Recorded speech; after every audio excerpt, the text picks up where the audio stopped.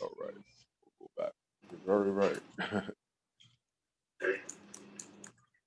No, yes. So basically, you definitely, these are the things that we got to keep in mind that it's not going to be just pick up and go file, or whether you're an agent as well. As an agent, it's even harder in the sense that if you're just starting off, the company's giving you a little bit of time or a chance to, pull in some customers. They're a lot giving you some room to grow and to learn the business. So you're working under them. Your position, your job is to go out there and find customers. Go out there again, smile and dial on the phone, or go do your walk-ins. However you're going to do it. These are the things that they're expecting you to do, so you can pull in and bring these customers, so you can build up your book of business. Yes, you're assisting them, but you're ultimately assisting yourself because again, as an agent, you're going to be working these with this brokerage for X amount of time. And from there, if you're ready to move on and start your own brokerage, you're going to take that book of business with you. A book of business, this is going to be the book of customers that you built relationships with, that you are actively assisting to move loads. When you leave that brokerage, you will take that business with you. It's not to stay. Now, when you're setting up with a certain brokerage, keep in mind that some of them have certain contracts that they will have you sign where they will state that any customers that you built like, as you were working with them, that you must leave them and you can't take them or you can't do business with them. It could be for a year, it could be for 2 years. My recommendation is do not sign that contract. Why? Because you're the one that put in that hard effort to deal and build relationships with those shippers. There's no way while you should be able to leave and they should be able to retain or keep those customers. So just keep that in mind. But a lot of them will have Can those you things. guys put your mics on mute? There's a lot of background noise. Yes, everybody on mute, please. Yes. No, yeah, but that's something that a lot of people often overlook. But that is something that definitely keep in mind. A lot of brokerages will have those in the contract that they have them sign to pretty much can't do business with people that you built the relationship with. Keep that in mind. Watch out for that. But again, if you're not ready to jump directly into it, definitely setting up as an agent to start off is something that will allow you to learn and earn while you learn on top of that. So that's something that you definitely could give a shot if you don't want to, if you're not ready to invest. Again, starting up a brokerage in terms of payment, it's really not that much what you're investing. The biggest thing that you're going to be paying for is going to be that surety bond. And again, that's really based off of your credit. So, I mean, there's other things that's going to be involved in it. You're going to have again the surety bond. You're going to have things like your TMS system. What is that? Transportation management software. Um, Again, there's a lot of things to go over. We can't really go over all of it right now in this right here, but all of that. As an as an agent, do Yes. you need a MC number? Like, say if you're working under a broker who already has an MC number, do you still need to go ahead and apply for your MC number as an agent? No, you do not. That's the beauty of becoming an agent, where you do not need an MC number, you don't need a surety bond, you don't need any of that, because you are working under that brokerage's MC and authority and bond. You're being that's pretty much what you're representing. But again, you're a agent under that brokerage. So you can start up a business, you can have a business entity, an LLC. It could be ABC Logistics, but ABC Logistics, that agency works under, whatever brokerage that it's working under.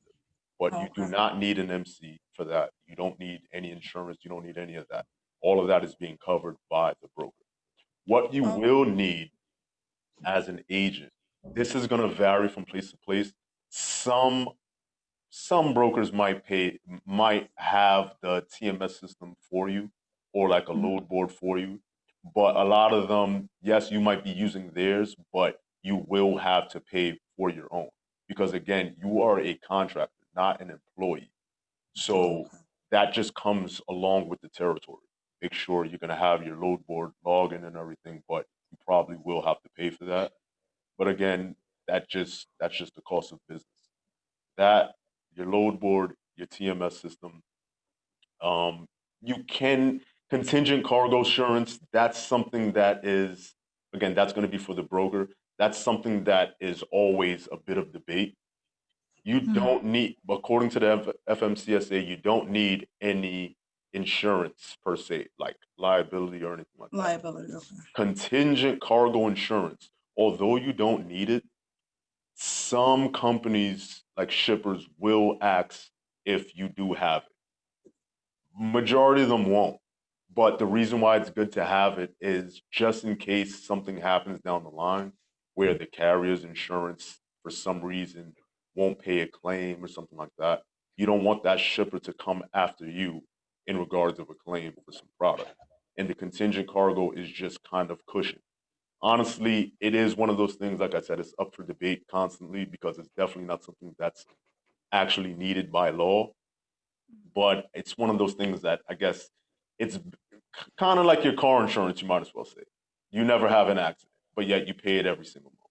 It's just something to have just because, just in case. You much rather have it in case something happens than you never ever use it and then something happens but you don't have it. So it's one of those things. It's really not that expensive depending where you're going. Maybe $1,000 a year or something of that sort.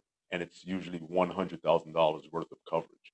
And again, that's in the event that something happens to, let's say, during transport and a truck rolls over, and for some reason their insurance is not paying for it, then maybe the customer might come for you in regards of payment for that. But again, as long as you make sure you vet your carriers properly and you make sure that they have all their insurance and everything is good, you should be all right. Because if you didn't check that out and come and find out that their insurance lapsed, well, technically, at that point, you will be responsible just for the fact that it was your negligent conduct giving that carrier who didn't have their things together, giving them a load. So therefore, you will be responsible. But as long as you have all your stuff in a row, you you should be fine. But there's a lot to learn within this business. It is a very promising business. It can be very, very lucrative. The sky's the limit, but you must be willing to train for it, learn the things that you need to learn, and you must be willing to work at it. Nothing good in life is gonna come easy. Just Free, remember right. that. Is there, what are the main steps that you need to take as an agent? Because a lot of people, when they come into business, they just think, oh, I get my authority, I get my LLC, now I have a business. They don't necessarily know how to scale their business. What do you think is like a good tip for them to build relationships, like profitable relationships, long-lasting relationships?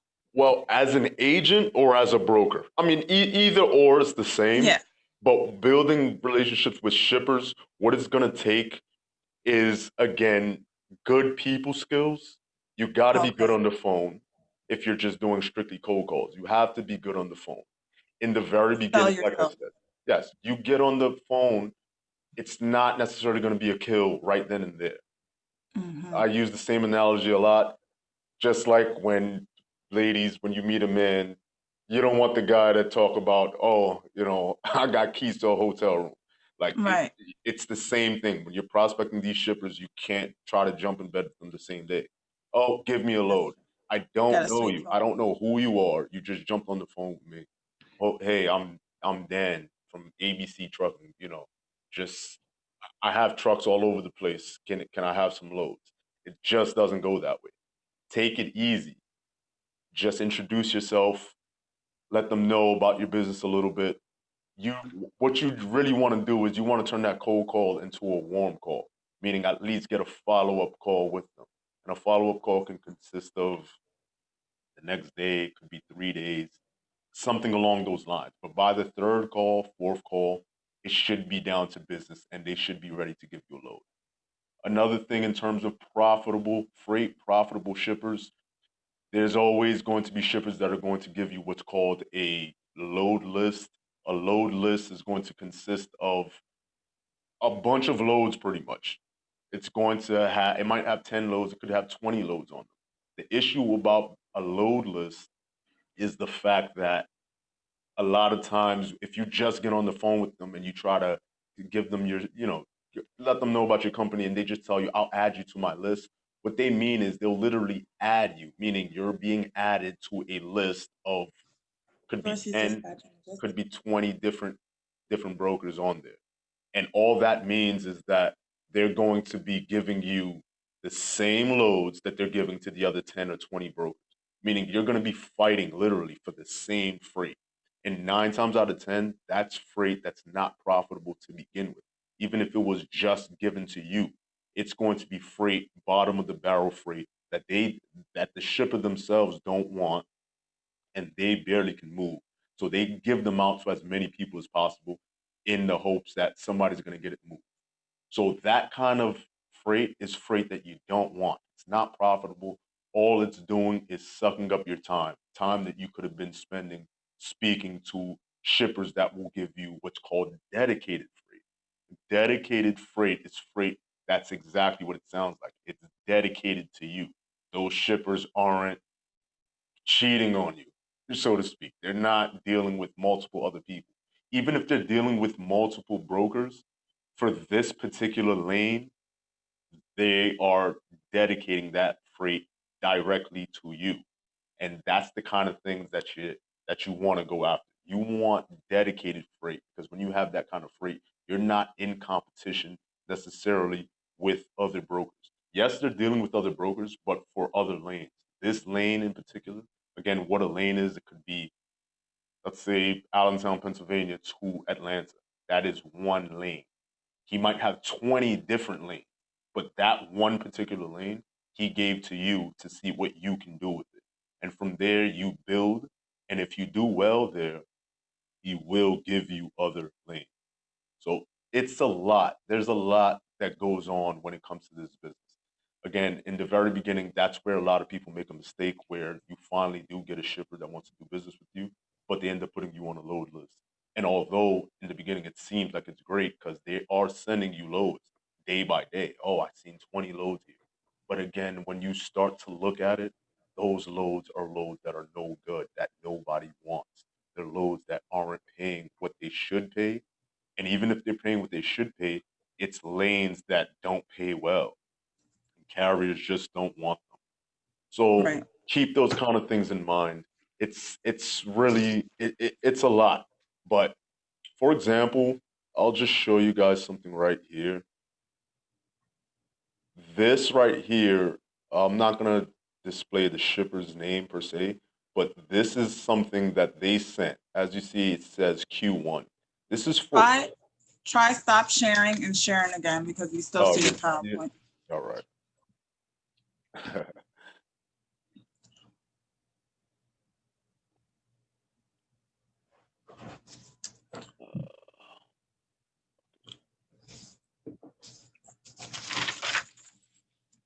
Another question, Yeah. right?